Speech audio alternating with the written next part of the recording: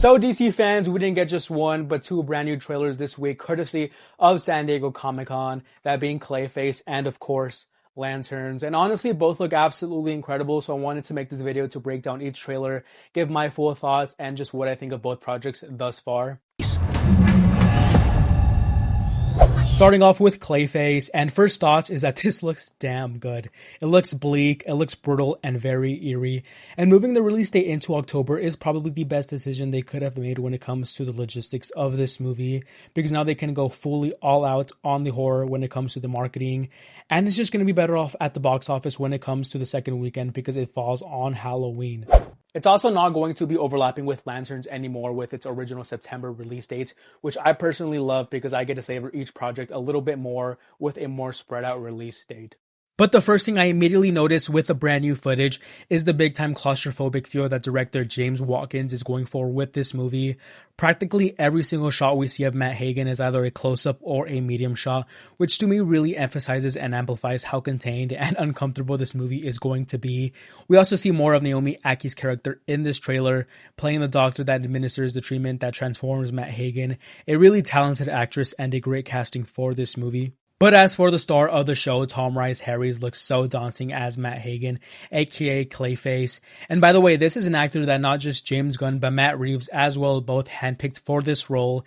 And supposedly he blew both of them away with his audition. These are two filmmakers who literally never miss when it comes to castings in their comic book movies. He beat out other actors like Jack O'Connell, George McKay, and Leo Waddell.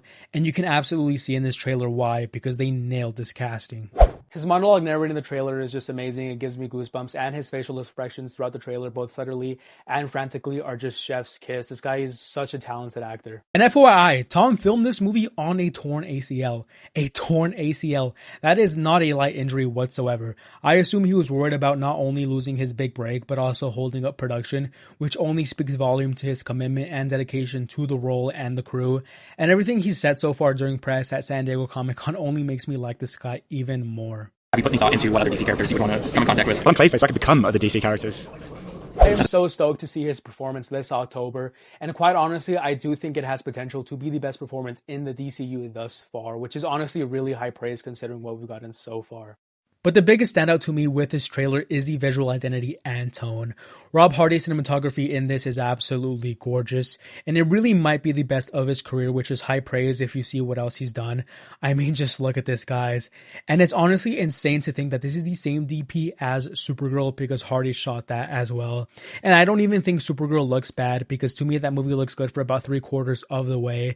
However, Clayface has a budget of $40 million compared to Supergirl's $170 million, which really means they had to go with a more indie and classical approach to the filmmaking aspect of the movie, which involves them constructing their own sets, opting to use more practical effects and makeup, and just wanting to make their own lighting rig systems as opposed to just settling for soundstage lighting, which sometimes can come off as super desaturated, super flat, and just ugly looking. But this movie looks so lively and it's just absolutely gorgeous. And I got very curious as to how they achieved the look of this movie because the camera work feels so intimate yet all over the place. So I wanted to see what camera they used for filming, and it turns out that they used the DJI Ronin 4D, and I was honestly super shocked to see this because this is a full frame sensor 8K camera that literally anybody can buy at base model for around $10,000, which sounds like a lot, but compared to what most cameras used on other blockbusters are priced at, it's nothing. And this model is basically known for its elite stabilization system and being extremely friendly to cinematographers looking for a single camera to move with and primarily used for handheld footage. Other movies to have used the Ronin 4D as secondary units include Joseph Kosinski's F1 last year and Alex Garland's Civil War, which Rob Hardy shot as well. So he's obviously familiar with this model and probably opted to bring out again for Clayface to get a really tight, personal, and fluid feel. Netflix's Adolescents also used this camera for the long take sequences and very mobile movements. But it also lists that the aspect ratio used to film Clayface is 276:1. And this is also insane because this ratio is primarily known for being the aspect ratio on the Ultra Panavision film cameras, and it's this super cinematic ultra wide frame that gives the look of 70mm film or as close as you can get using a digital camera. Other iconic films to use this aspect ratio include Ben-Hur, The Hateful Eight, and most recently Sinners. Ryan Coogler utilized this aspect ratio, of course, when it didn't expand to the tall 143:1 aspect ratio.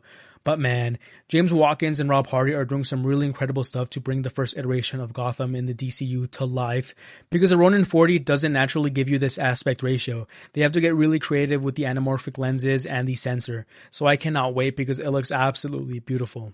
And so do the sets of James Price, who's the Oscar-winning production designer behind this movie and the architect of Gotham in Clayface. His sets look absolutely incredible, and I knew they were going to be when we saw all those behind-the-scenes photos. The lighting looks sleek, minimalistic, yet you can see everything. The visuals balance a very grim look while still being loaded with colors. The prosthetics and makeup, courtesy of makeup artist Mike Marino, looks immaculate. Also a 3-time Oscar nominee, and you guys are probably familiar with him from his work on The Batman, with Colin Farrell's Penguin, and I just cannot wait to see Clayface's slow descent into madness and then go full-blown transformation at the end. And it's being teased right here, and oh my god, this is going to be absolutely insane to see on opening night. I just cannot wait for this movie because the architect of it, Mike Flanagan, is an absolute genius at writing horror, and him pulling inspiration from the Feet of Clay episodes from Batman the Animated Series and other body horror movies like The Fly only make my expectations sky high. And they have a great filmmaker like James Watkins, who himself is really familiar with the horror genre. I personally really enjoyed Speak No Evil a lot with James McAvoy. I thought that movie was a masterful tension-building horror flick. But now going on to the official Lanterns trailer, which we also just got at San Diego Comic-Con. And guys, this one is somehow even better. I am accepting apologies from everyone who thought this show was somehow cooked after the first teaser, because I just don't get why anybody would actually think that. This is an HBO production with an unreal cast and crew. The show is spearheaded by Damon Lindelof and Chris Mundy, who both have a total of 18 Emmy nominations combined between the both of them, including 3 wins from shows like Lost, Ozark, True Detective, and Watchmen. Just 2 really illustrious showrunners behind this series. With the episodes directed by a group of 4 directors who each respectively have credits on other shows like Slow Horses, House of the Dragon, Ozark, Watchmen, and Game of Thrones, all captured by Oscar-nominated cinematographer Florian Hofmeister, edited by Emmy-nominated editor Emily Green, and the score is composed by Grammy-winning composer Stephanie Economou. So as you can probably tell by now, this show has an extremely talented crew, and it's all on display in this new trailer. And just the way that this very rural, almost grounded vibe still embraces the cosmic and mythological side of the Lantern Corps lore, to me at least feels incredibly fresh in this genre. And from what I can see, it seems like they're trying to really appeal to the masses and the casual subscriber, which in all honesty is the right move, because this series looks appealing to everybody, literally no matter who you are. And if you want your universe to gain legs and take off, you really do need the trust of the general audience, and I believe Lanterns is going to do just that. But of course, to me, the highlight of this trailer is Kyle Chandler and Aaron Pierre in their respective roles, using that old and young cop trope, a very classic one, and they clearly have a chemistry going for them. It looks absolutely amazing. This dynamic is going to be so full of tension and incredible to see unfold as the season goes on. And they were not lying when they said we hardly saw anything in the first teaser.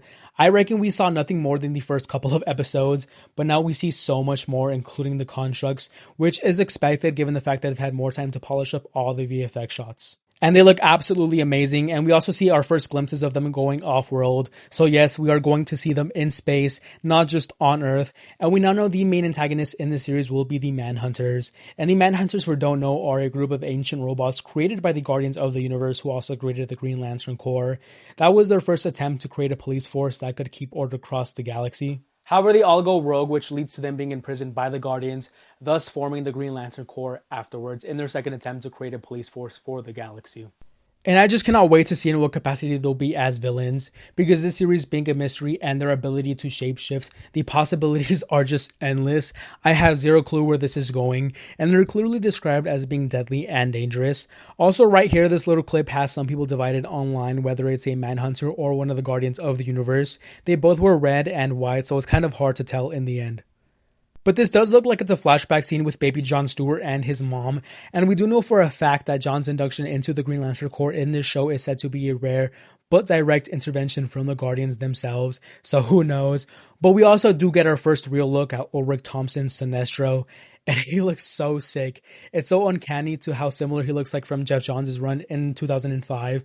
But seeing him toy with Hal and play mind games with Fear puts the biggest smile on my face because I have just missed this dynamic on screen. And quite honestly, Sinestro is just such a slept-on villain these days, so I am so hyped to see him back on my screen because Ulrich Thompson is going to crush it in this role and give just an all-time performance in the comic book villain category. And Kyle Chandler did tease something about their relationship in an interview, saying the Guardians of the Universe are worried about what Hal Jordan may or may not have inherited from Sinestro.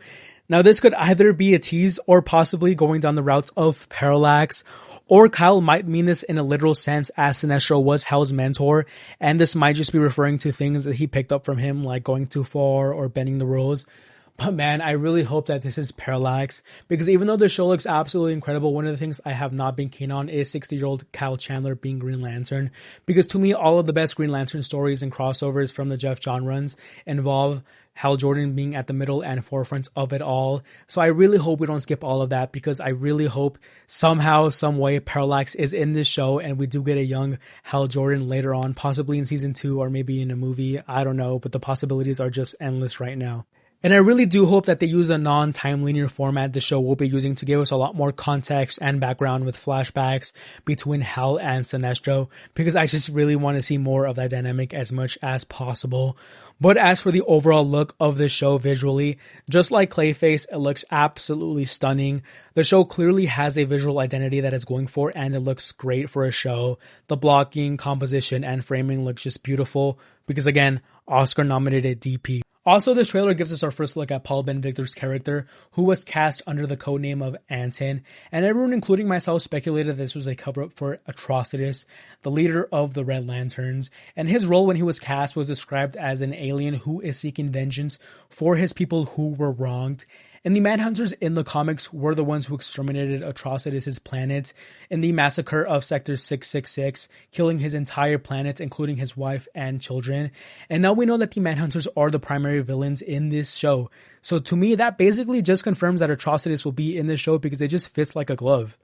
Why does he look like a normal dude? Is he in disguise? I honestly have no clue and so many questions. But man, hearing Hal Jordan recite the Green Lantern Oath gave me absolute chills. You guys have no idea how long I've been waiting to hear that on screen again. It's just absolutely amazing.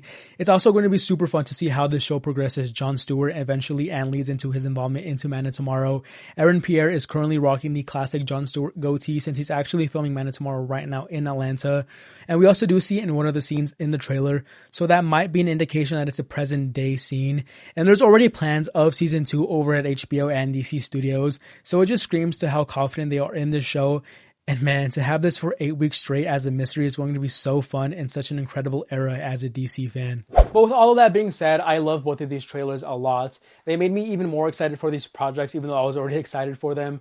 But with that being said, let me know in the comments down below which project you're personally more hyped for, and if anything stood out for you in the trailers, if at all.